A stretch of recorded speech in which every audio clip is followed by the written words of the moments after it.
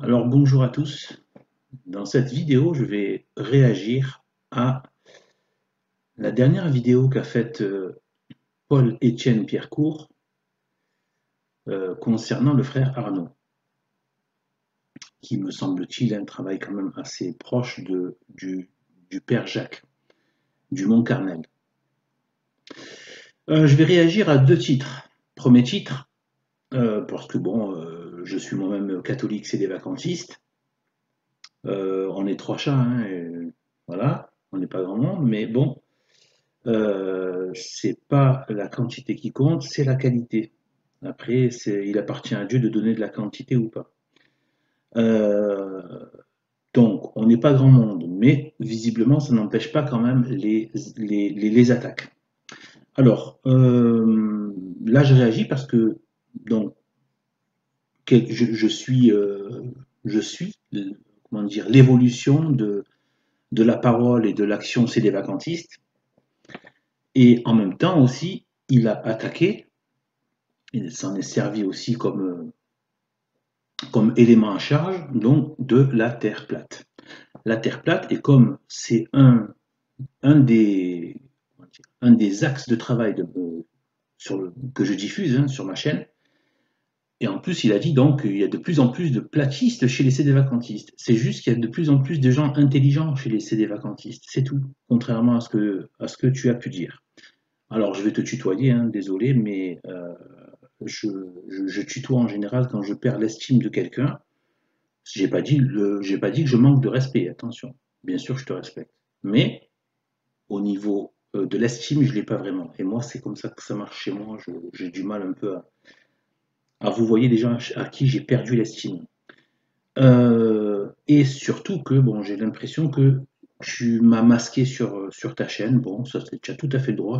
Moi, je suis contre la démocratie. Tu fais ce que tu veux. Si je te dérange, c'est normal de me masquer. Moi, je l'ai déjà fait sur ma chaîne avec certains, donc pas de problème avec ça. Mais bon, en attendant, voilà. Donc maintenant, les choses sont avérées. Alors, euh, déjà déception. Déception parce que, bien moi, je m'étais abonné à sa chaîne. Bien, voilà, je trouvais bien ce combat vis-à-vis de, et bien du vrai message de Notre-Dame de la Salette. Vraiment, voilà, j'avais une vraie estime pour le travail.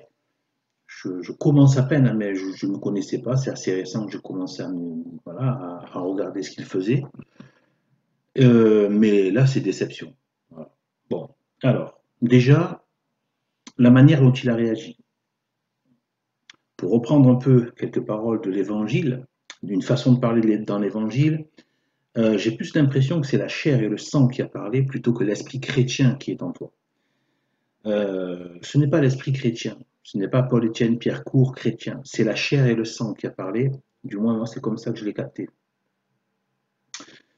Euh, eh bien, divulguer publiquement une correspondance privée quand il n'y a pas une urgence, vraiment quelque chose vraiment qui peut porter vraiment préjudice, mais gravement à quelqu'un, il y a une urgence.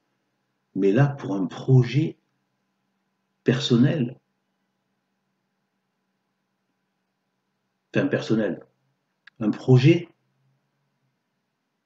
qui est pour l'instant à titre privé, et alors, et même s'ils veulent préparer les esprits, et pourquoi pas? C'est tout à fait pédagogique de préparer des esprits. Si on prépare les esprits à la vérité, c'est très bien. On prépare les enfants au baptême ou des adultes au baptême, etc. Il y a des niveaux d'apprentissage, on prépare avant d'arriver à d'autres niveaux. Après, je vais parler un petit peu de cette question papale que je ne connaissais pas et je ne savais pas qu'ils avaient cet objectif, ou du moins qu'ils y pensaient sérieusement. Je ne savais pas du tout, donc malheureusement, enfin voilà, à cause de ton mail, moi je le sais maintenant. Euh, eh bien, c'est injustifié. Déjà, il y a un gros manquement moral, déjà. Il y a, tu ne peux pas le justifier, c'est pas possible. Ça ne se justifie pas. Il n'y a pas comment dire, donc d'importance gravissime au point de dévoiler une correspondance privée. Ensuite, il y a un deuxième grave manquement moral qui est la trahison de leur confiance. Parce que s'ils en sont à t'en parler, euh, s'ils en sont à t'en parler, eh bien, c'est qu'ils te faisaient confiance pour t'en parler. Tellement confiance qu'ils t'ont même fait part de certains, peut-être qu'ils n'y croient pas tous, peut-être qu'ils ne le savent pas tous plutôt par rapport à la Terre plate, mais certains, bon, je ne sais pas s'ils sont tous positionnés pareil, mais c'est probable que ce ne soit pas vraiment le cas, voilà, que ce soit pas l'unanimité, mais bon, ceux qui te l'ont dit, bon, ben, ils ont estimé, te faire assez confiance pour te faire part d'une position qui n'est pas du tout bien vue socialement, avec ton histoire de repoussoir, mais on va y revenir. À l'histoire du repoussoir, à quel point c'est ridicule de penser comme ça, et surtout inefficace. Eh bien, voilà, eh bien, c'est un sujet difficile à communiquer, donc ils te font confiance. Je te parle d'un sujet qui est difficile à communiquer parce que les gens sont tellement endoctrinés par la Terre ronde, par le mensonge de la Terre ronde et du globe, avec la propagande de la NASA et de la franc-maçonnerie, avec voilà, Newton qui lui-même était un grand maçon, enfin bref. Euh, on va y revenir à la Terre plate. Mais pour l'instant, je veux parler déjà de ça. En fait, là, tu es déjà invalidé. Avec ces deux manquements moraux, divulgation de conversations privées, manquement à leur confiance, eh bien déjà, pour moi, tu es grillé déjà. Ensuite, tu enchaînes directement par la critique du succès du père Jacques. On a senti que que tu étais vraiment remonté à ce niveau-là. Oui, il faut prendre, voilà, il faut un minimum de précautions, etc. Je vais te dire ce que je pense, moi, par rapport au père Jacques. Le père Jacques, bon, un peu comme tout le monde, mais voilà, moi j'ai quand même brassé, même si je suis quelqu'un qui n'aime pas, en fait, en vérité, tout ce qui est, voilà, quoi, je suis plutôt un introverti. J'aime pas trop le côté social. Malheureusement, j'ai travaillé beaucoup dans le social. Enfin, ça, voilà, du coup, j'ai dû me faire violence. Et j'arrive à capter les gens, en fait. Tu sais ce qu'il y a avec le père Jacques? Je vais t'expliquer pourquoi il a ce rayonnement et ça va vite et il y a une prise directe. Parce qu'en fait, c'est tout bête. Parce que le père Jacques est un homme bon. J'ai pas dit parfait. J'ai pas dit qu'il n'est pas sujet lui aussi à l'erreur éventuellement. Mais de ce que j'ai entendu, il est très bien calé. L'erreur, je pense, est assez loin de lui. En tout cas, s'il fait des erreurs, c'est comme moi, comme n'importe qui. Hein, ça peut nous arriver à tout le monde, même des grands, même des très grands théologiens ont eu des points de foi, des points où ça a été un peu difficile. Mais sinon, c'est un homme bon, en fait. C'est un homme bon et qui est habité par ce qu'il fait. Il est habité par la chrétienté. Et moi, je pense qu'il a deux choses. Il a des grâces naturelles, et ça, on en a tous. Par exemple, toi, tu as une grâce naturelle qui consiste à avoir un traitement technique de l'information. Ça, c'est pas tout le monde qui a ça. Tu vois? Il y en a qui vont être, je sais pas moi, des guerriers intrépides, il y en a qui vont être de grands musiciens, de grands artistes, qui ont la finesse, qui ont la patience, qui ont le côté méticuleux et délicat pour faire de l'art très raffiné. Voilà, c'est ça. Il y en a qui ont. Voilà, il y a des grâces naturelles. L'intelligence. L'intelligence dans ceci ou l'intelligence dans cela, parce que même l'intelligence ne s'applique pas toujours de la même manière chez toutes les personnes. Alors, on peut être intelligent dans tel domaine, puis dans d'autres, on est moins intelligent. Je pense qu'il a des grâces naturelles. Il y a même des gens qui ont un capital sympathie. Les gens les trouvent facilement sympas. Il y a des gens, ils ont cette grâce, en fait. Voilà. Et il y a des gens qui n'ont pas l'air du tout sympas, on n'a pas très envie. Donc ça, ce sont des grâces naturelles. Et après, il y a aussi les grâces surnaturelles. Et je pense il a pas mal de grâces. Je ne peux pas dire ce qu'il y a, mais il a pas mal de grâces surnaturelles. Et si tu avais un petit peu de discernement, tu verrais bien que les gens ne sont pas spécialement en train de suivre le père Jacques en tant que vieil homme, en tant que le bélier, comme moi j'ai un bélier en moi, comme toi tu as un bélier en toi, tu as un vieil homme en toi qui est mauvais, j'ai un vieil homme en moi qui est mauvais, et le Père Jacques aussi. Mais plus on avance dans la foi, et plus le bélier devient plus petit. Le but, c'est de le rendre le plus petit possible, parce qu'on ne pourra jamais l'éradiquer dans ce monde. Puisque même Saint Paul lui-même le disait, donc on le tient de Saint Paul, ça bien évidemment, et que, voilà, on doit combattre, mais on ne peut pas, voilà. C'est quand Jésus lui a dit, ma grâce te suffit. Voilà. On doit être dans ce combat et demander la grâce. Mais en attendant, il y en a qui sont plus avancés que d'autres, peut-être parce qu'ils ont plus travaillé, peut-être parce que ils ont eu plus de grâce, et Dieu fait ce qu'il veut. Il y a des gens qui sont plus aimés que d'autres, ça ne veut pas dire que les autres ne sont pas aimés, vraiment pas. Donc là, que Dieu serait injuste et que son amour serait injuste, non, c'est pas. Dieu est parfaitement juste. Donc tout le monde a de l'amour de Dieu, tout le monde, chaque personne, même les non-catholiques.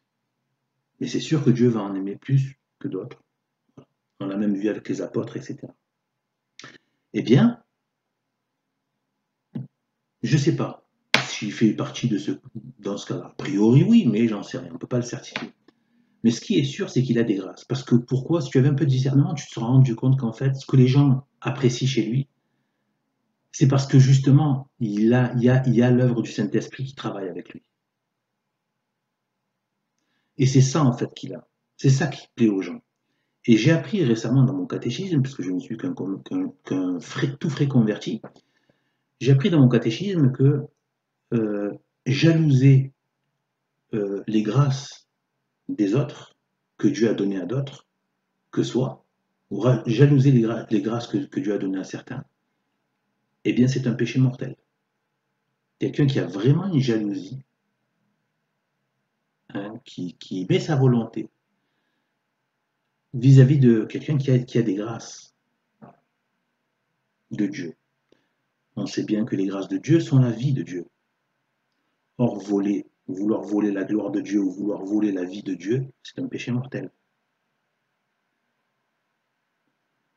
Si le Père Jacques était en jean, basket, avec une casquette américaine et des lunettes de soleil, voilà, et un bombers, je peux t'assurer que les gens ne l'écouteraient pas. C'est pas qu'une question d'apparence, c'est pour dire symboliquement, et dans le sens où s'il était un homme du siècle banal, les gens n'en auraient rien à faire. Ce que les gens aiment, c'est l'homme de Dieu. Et c'est ça qu'il diffuse, le Père Jacques. Donc, ça, c'est par rapport au Père Jacques. Donc, ça, ce qu'il arrive à faire, il faut vraiment, vraiment, voilà. Sinon, ça sent vraiment la jalousie mesquine. Et ça, faut vraiment s'en défaire. Moi, personnellement, c'est pour ça que je me suis dit, je ne vendrai jamais rien, en fait, dans mon action sur Internet. Rien du tout. Rien, pas un bouquin, rien. Parce qu'après, il y a cet esprit boutiquier, cette envie d'avoir de la promo, de passer, d'être invité. Non, on s'en fiche de tout ça. Prends, gratuit, allez, hop, hop, hop, hop, on débarrasse, allez, c'est gratuit. Alors, donc, ensuite, ça fait. Alors ensuite, la question du pape. La question du pape. Euh, Sur la question du pape, bon, bah, c'est vrai que moi, cette question, j'y ai pensé de manière furtive comme ça, mais j'ai jamais pensé sérieusement. Bien évidemment, moi, comme je vous dis, hein, je suis encore catéchumène. Voilà, bon, c'est vrai que, mais ne vous inquiétez pas pour moi, je suis entre de bonnes mains. Tertullien, Saint-Augustin, Monseigneur Gaume, et j'en passe.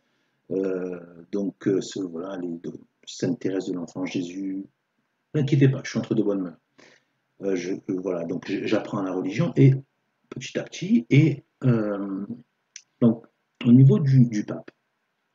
Donc je n'ai pas moi des questions de tout ce qui est les ordinations, le système ecclésiastique, comment ça fonctionne et tout. D'ailleurs, le Père Jacques disait que c'est très facile de ramener voilà, un système. Voilà. Bon, c'est toujours facile quand tu maîtrises. Donc moi, perso, voilà. Donc, mais par rapport à la question du pape. Moi, déjà, j'ai vu leur dernière vidéo, je ne suis pas du tout, mais pas du tout, je ne suis pas obligé d'y croire, à un grand monarque. Comme je dis, ça, c'est pas quelque chose de foi, il me semble, c'est un auteur qui en a parlé, un auteur chrétien. C'est pas de foi. Et je n'y crois pas. En plus, il n'y a rien dans la Bible qui laisserait penser un événement aussi grand. Et ça, il faudrait voir dans mes prochaines vidéos, hein, pour ceux que ça intéresse. Selon ce que j'ai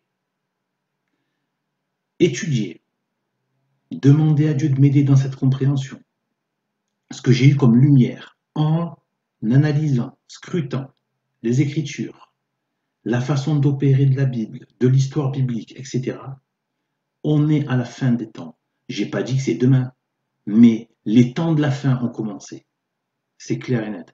Donc moi, les histoires dans un état de pourriture, d'obscénité dans lequel on vit aujourd'hui, rempli de foulards islamiques dans les rues, rempli d'athées, qui ne veulent même pas entendre le nom de Dieu et qui blasphèment et qui se moquent du nom de Dieu. Vous croyez qu'un monde comme ça, après que la révélation a déjà eu lieu, qu'elle a déjà régné sur la terre, avec la papauté de presque 2000 ans, tout est détruit. Il y a des cultes étrangers qui se répandent sur les terres, les gens sont athées, en plus de carrément haineux de voir une croix, haineux de toute vie surnaturelle. L'occultisme se répand comme la lèpre. Tout ce qui est antichrist se répand, le talmudisme triomphant, etc. Et ce n'est que le début, tout ça. Et bien sûr que toutes ces forces antichristes se sont catalysées ici dans les terres chrétiennes parce que c'est antichrist. Ils en ont rien à faire d'aller s'installer dans des pays riches, je sais pas moi, dans des pays, par exemple, asiatiques ou quoi, ils en ont rien à faire. Même s'il y a des richesses. Non, ce qu'ils veulent, c'est souiller ce qu'il y a de pur. Voilà.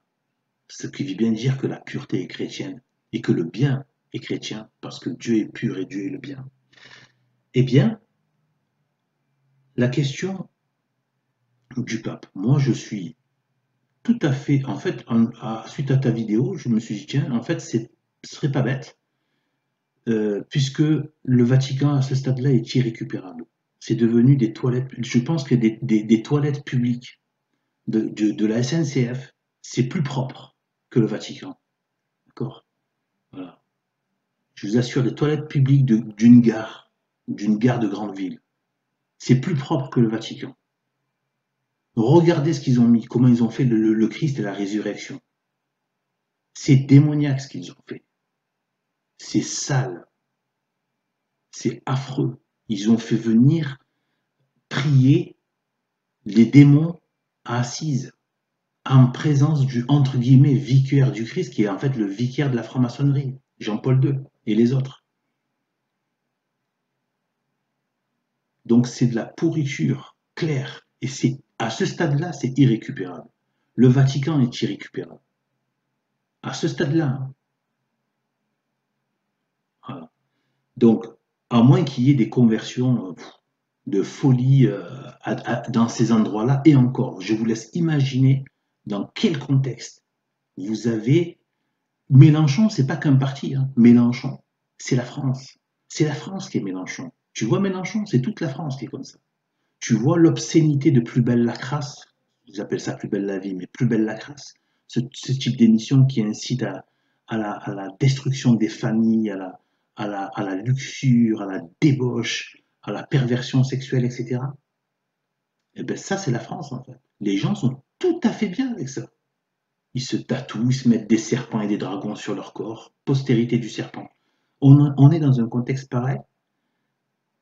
Donc je me dis que l'Église des derniers jours pourrait effectivement, oui, se donner un pape, mais pas dans un objectif, mais pas dans une naïveté de croire que on pourrait reprendre et re-régner comme le christianisme a régné. Je pense que le règne est passé.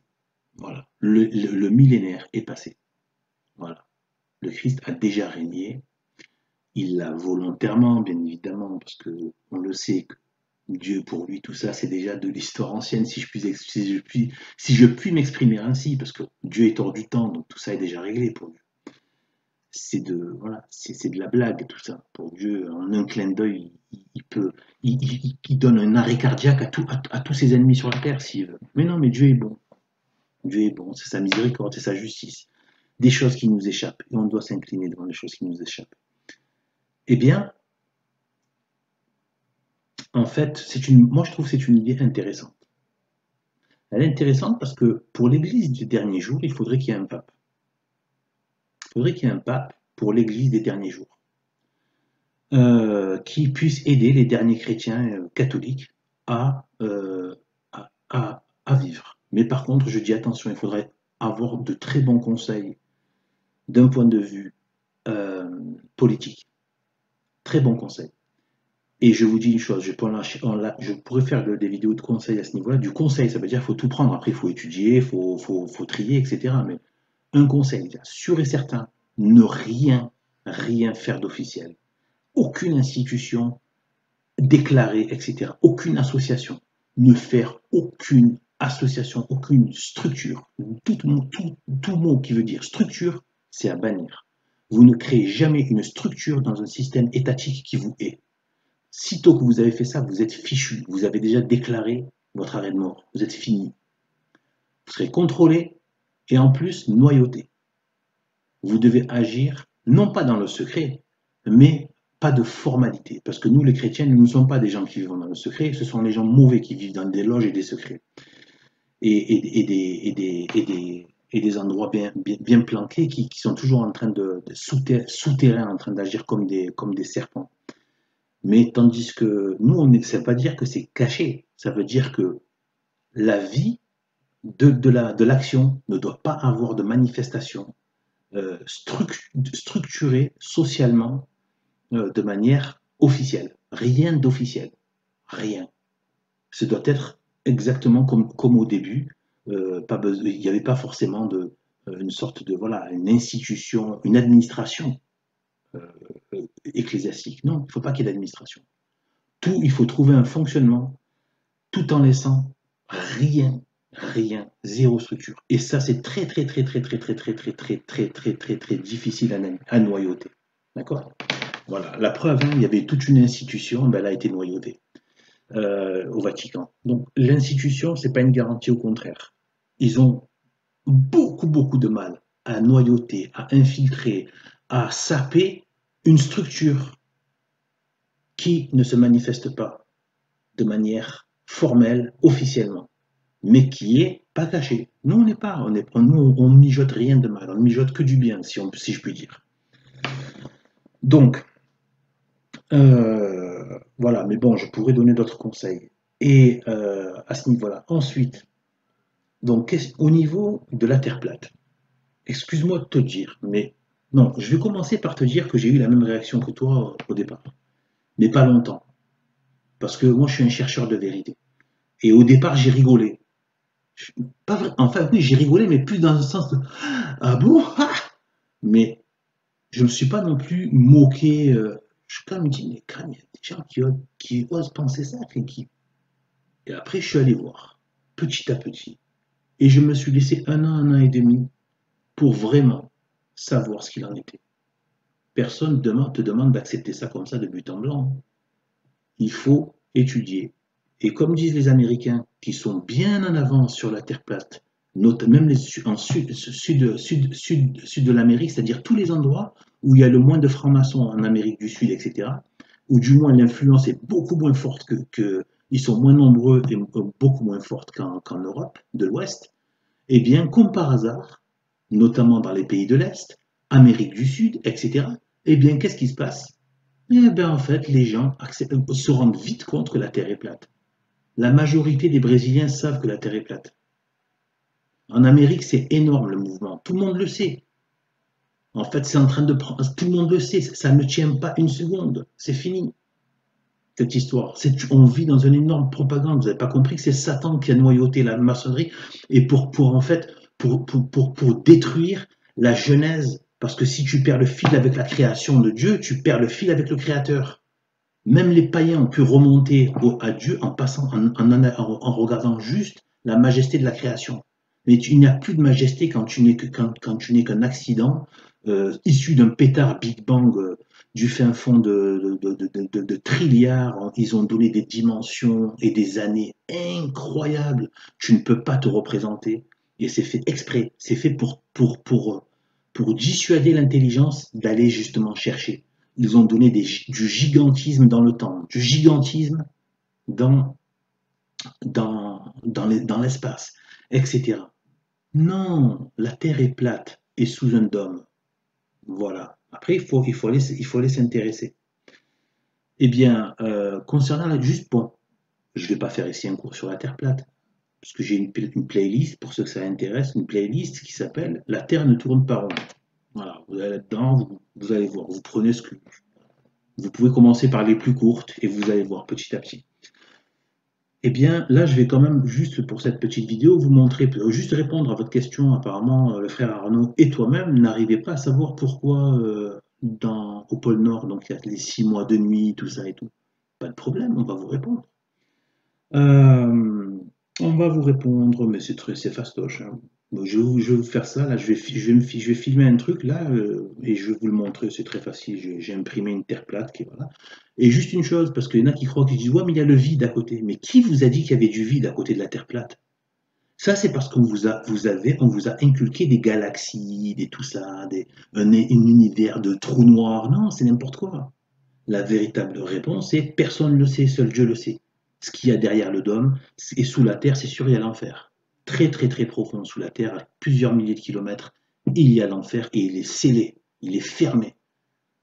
Matériellement, inviolable. Et de toute façon, qui s'approcherait de ces hommes avec du soufre, des matières toxiques et un feu qui fait fondre la roche avec la lave. La lave, vous vous rendez compte? Et les anges, de toute façon, Dieu il vous noie dedans en 2 secondes. Bref, c'est pour ceux qui voudraient essayer de. De toute façon, ils n'y arriveraient même pas. Ils seraient tétanisés, ils seraient déglingués, détruits, même avant même de penser à aller. Donc l'enfer est bien sous terre, sous la terre plate, et il y a les abîmes aussi. Donc, ça, je vais le dire. Et je vais juste dire une chose par rapport aussi euh, au repoussoir. Ah, ben, il ne faut pas être un repoussoir. Tu sais à quoi tu me fais penser là? Tu me fais penser à ceux qui veulent s'adapter au monde. On voit ce que ça a donné, ceux qui veulent s'adapter au monde. Non seulement, c'est pas bien de dire ça publiquement parce qu'on apprend aux gens à se cacher de ce qu'ils sont ou à essayer surtout de ne pas choquer autour de soi. Tu sais ce que respectent les gens? Ils respectent même pas la force, ils respectent la détermination. D'accord? Donc, à un moment donné, euh, là, ce qu'il faut dire aux gens, c'est pas de craindre d'être un repoussoir, mais tu es un repoussoir. À partir du moment où tu proclames le nom de Christ, tu es un repoussoir parce qu'ils ont décidé que de toute façon, tu es leur ennemi. Il n'y a que toi qui essayes de te dire, oui, peut-être qu'ils vont bien me voir. Peut-être que les gens, le public va bien me voir. Non, le public te verra bien. Au contraire, le public, que tu veux dire que peut-être que les gens vont avoir du mal, mais ils n'en ont rien à faire, les gens. S'ils viennent pas, si Dieu ne les attire pas, ils viendront pas de toute façon. Et en plus, le côté repoussoir, c'est lié à de la com. Il faut. Qu'est-ce que ça a donné avec le Front National? Ça a donné qu'ils se sont complètement reniés. Ils sont devenus presque des mélanchonistes avec une cocarde tricolore. C'est tout. C'est tout. Qu'est-ce que ça a donné la bourgeoisie catholique? Jusqu'à aujourd'hui, la compromission, ça amène au scandale au sens biblique du terme, c'est-à-dire à une occasion de chute mortelle dans l'enfer et à la damnation. Voilà. La bourgeoisie catholique, y compris française et européenne, a une énorme responsabilité dans ce qui se passe aujourd'hui et la lâcheté qu'elle a eue de ne pas rentrer dans un conflit avéré avec ce qui se passait. Un conflit ouvert et à sacrifier leur richesse, sacrifier peut-être même leur vie, etc. Ou déclassement social, etc. Voilà. Ils ont voulu s'aménager un petit carré de terrain là avec le diable. Eh ben non. Le diable continue à te cracher dessus. D'accord? Regardez-les, les Fronts National. Ils ont beau faire tout ce qu'ils veulent. Ils ont beau se mettre à plat ventre, ne plus parler d'immigration, ne plus. On leur traite encore de fascistes et de nazis. Tu n'as pas compris qu'on ne te respectera jamais comme ça? Non, ce que les gens vont respecter, au contraire, c'est la fermeté et la détermination. Les gens sont beaucoup plus sensibles à la fermeté et à la détermination qu'à des gens qui disent non, il faut qu'on passe bien aux yeux des autres. Ils ont décidé qu'ils ne t'aimaient pas et que tu étais leur ennemi. Et ils ne t'accepteront que le jour où tu marcheras avec des cheveux bleus et avec un drapeau LGBT en train de crier vous n'aurez pas ma haine et toujours plus d'immigration antichrist. Là, il n'y a pas de problème. Là, ils vont te dire bon, ça y est, maintenant, ok, on ne te fait plus la guerre maintenant. Parce que tu es devenu un crétin comme nous, en fait. Voilà. Tu vois? Non, il vaut mieux une poignée de gens déterminés plutôt que plein de gens qui essaient de bien passer avec le système. Voilà. Donc voilà, je vais vous mettre la petite explication concernant la Terre plate et pourquoi il y a 6 mois de nuit. Il n'y a pas de pôle Nord, hein, c'est le centre de la Terre plate, mais on va dire c'est le nord magnétique. Nous on appelle ça plutôt le nord magnétique parce que c'est là où il y a l'axe de la Terre qui est magnétique avec l'étoile du Nord juste au-dessus, qui ne bouge jamais. Bizarre, hein, dans un monde en expansion qui n'arrête pas de bouger de partout, tout est en gravitation à des centaines de millions de kilomètres. Et pourtant, l'étoile du Nord est toujours au même endroit, elle bouge jamais pendant toute la nuit d'ailleurs. Tu peux observer, tout tourne sauf elle. Allez, tout ce baratin de crétinisme maçonnique, et comme disait l'autre, plus c'est gros, plus ça passe. Et tous les astrophysiciens sont juste des gros faillots qui ont un truc, et ceux qui ont parlé ben, sont fait éjecter, et puis c'est tout. Hein. C'est comme pour le Covid, hein, tous les scientifiques qui ne sont pas dans la ligne, on les éjecte. Et après on te dit, c'est la science, voilà. Et on te dira jamais que tous les gens qu'on a éjectés avant de te dire c'est la science. Allez, bon, l'explication est, voilà, que Dieu nous garde, et j'estime que tu devrais... tu devrais vraiment demander pardon parce que, à mon avis, ta vidéo est une atteinte comment dire, à leur réputation. Parce que tu as utilisé une arme du système qui consiste à cracher sur les complotistes et la Terre plate. Les platistes, hein, c'est ça, on fait partie. Aujourd'hui, c'est pire que nazi, c'est complotiste et la Terre plate. Voilà, aujourd'hui, c'est devenu peut-être pire que raciste. Quoi. Tu vois ce que je veux dire? C'est limite, voilà, tu vois. Voilà, maintenant, c'est complotiste et terre plate. Donc, tu as utilisé ça pour atteindre à leur crédibilité. Moi, je trouve que tu devrais demander d'abord pardon à Dieu et te mettre en bon terme avec tes frères. Voilà. Euh, donc, voilà, ben, à plus tard. Ciao, ciao. Alors, bon, j'ai imprimé une terre plate hein, pour vous montrer. Alors, donc avec une lampe torche, c'est pas l'idéal parce que bon, ça retranscrit pas exactement la zone de rayonnement du soleil, hein, mais je vais essayer d'appliquer à peu près. Alors, bon, là, vous reconnaissez à peu près la Terre. Hein, donc, d'ailleurs, pour les curieux, vous pouvez aller voir le drapeau de l'ONU. Hein, il n'y a pas d'hémisphère sud. Hein. Il n'y a pas d'hémisphère sud. Il n'y a c'est un disque. Ce qu'on appelle le sud, c'est ici, c'est le contour du disque. C'est la périphérie du disque. Et ce qu'on appelle le nord, en fait, c'est le centre de la Terre plate.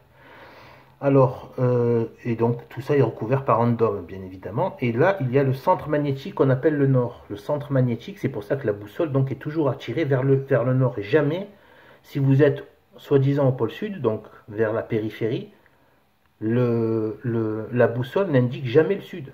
Elle indique toujours le nord. Vous savez que la boussole n'indique jamais le sud, en fait. Elle indique le sud par opposition au nord. C'est-à-dire quand vous voyez, en fait, c'est pour ça que l'aiguille, voilà, elle fait un diamètre. C'est pour dire, voilà, donc, le nord est là-bas, donc forcément, le sud, par opposition, est là-bas, et de l'autre côté. Mais en fait, le sud, c'est toute la périphérie du disque de la Terre, créé par sa sainteté, Dieu.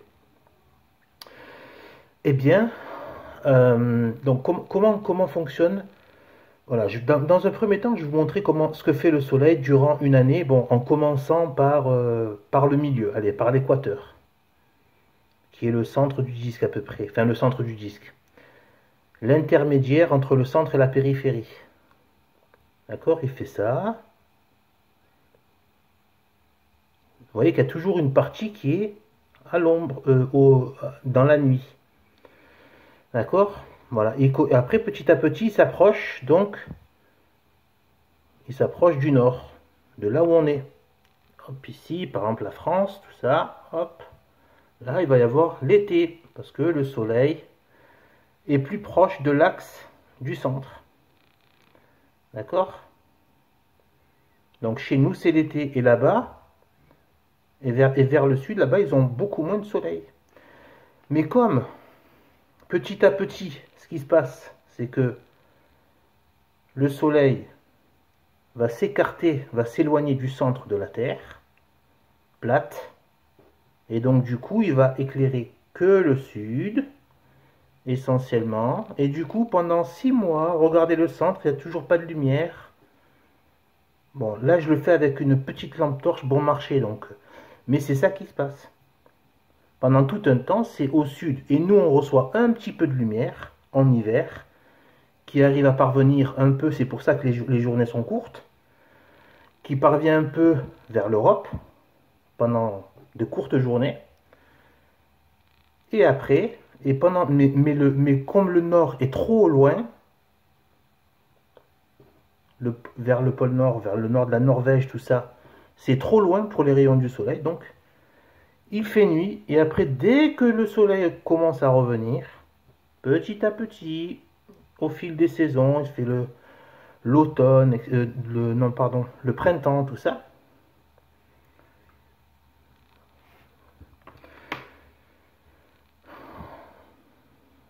Et hop, on se retrouve à nouveau ici avec le soleil chez nous, dans ce qu'on appelle l'hémisphère nord, mais c'est la partie donc qui est entre l'équateur et le centre de la Terre plate. L'équateur de la Terre plate et le centre de la Terre plate, voilà. Et là, du coup, il y a du soleil pour tout le monde dans le nord, dans le centre. Et après, rebelote, il refait ça. Il s'éloigne et rebelote vers le centre. Ben, le centre n'est plus éclairé pendant 6 mois. Voilà l'explication pour monsieur. Voilà, pour les deux monsieur. Allez, salut.